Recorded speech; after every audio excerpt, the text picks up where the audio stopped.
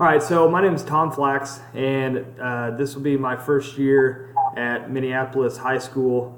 I've spent the previous 6 years at Harrington Junior High and Senior High School. Uh,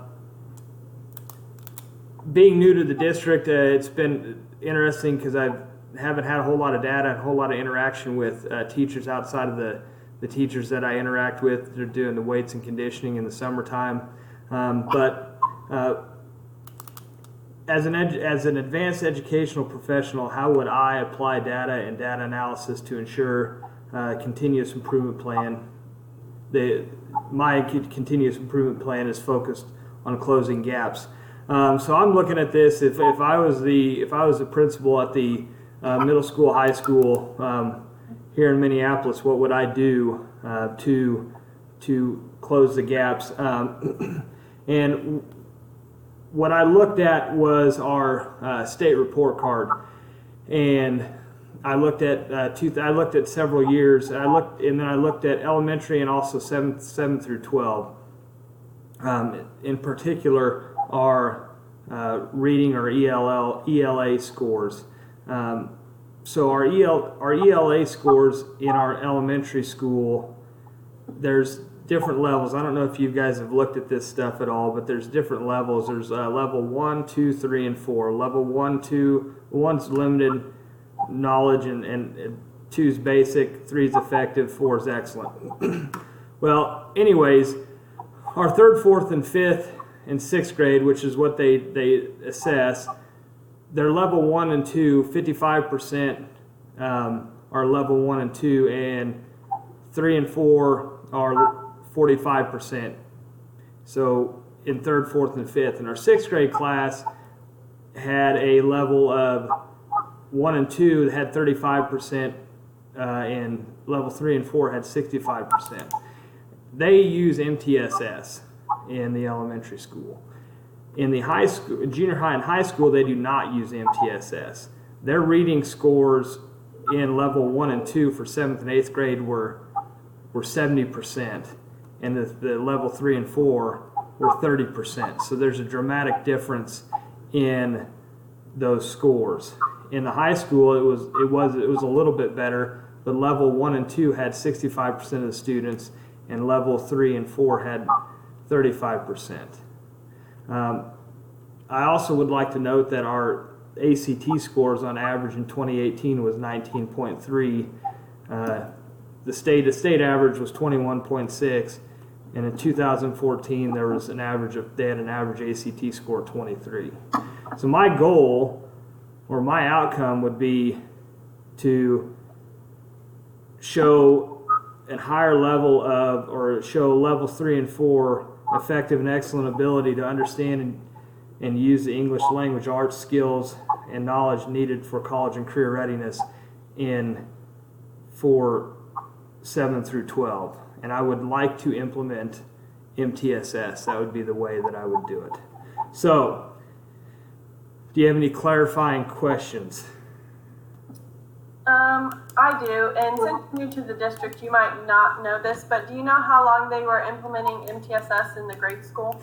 I know they've been using it for quite a few years, and I know they have data teams, and they get together, I believe twice a month. And this is all per my superintendent, but he said they do a really, really good job with the data, and probably the best in the district using the data that they have.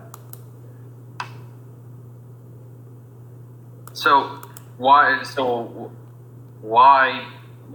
they not have MTSS at the high school level? Do you know that?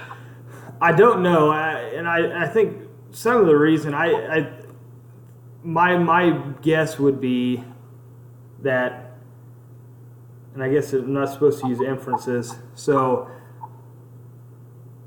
I think that elementary schools focus on reading much more and making sure students are reading at grade level, and they know the importance that if you're reading at grade level at what grade 3, you're at much better percentage to go on and graduate high school. So I think that's probably the biggest thing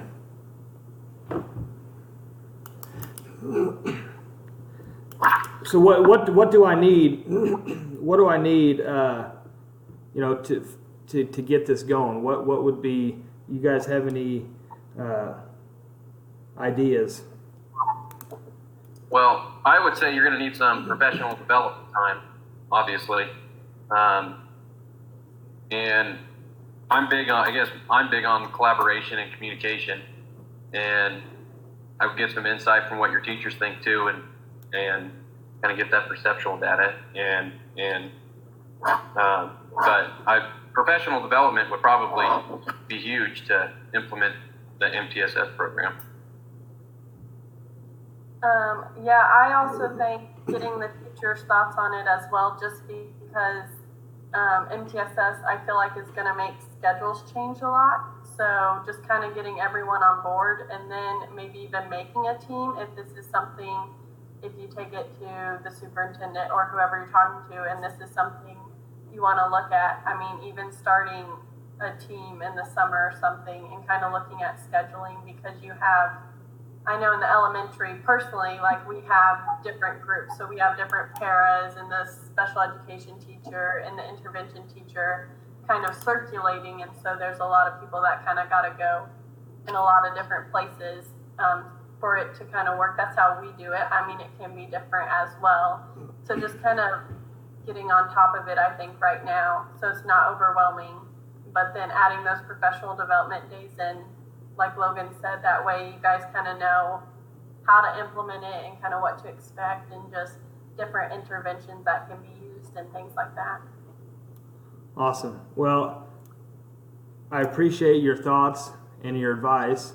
I do think that professional development days are very important to get everybody's idea, and I'd probably add that it'd probably be very helpful to bring in some people that are, have done this before and can explain things, because I just think that'd probably be much easier. I think that if we want to fill the gaps in the 7 through 12, the most effective way to fill the gaps in the reading or the English language arts would be through MTSS. All right, thank you guys.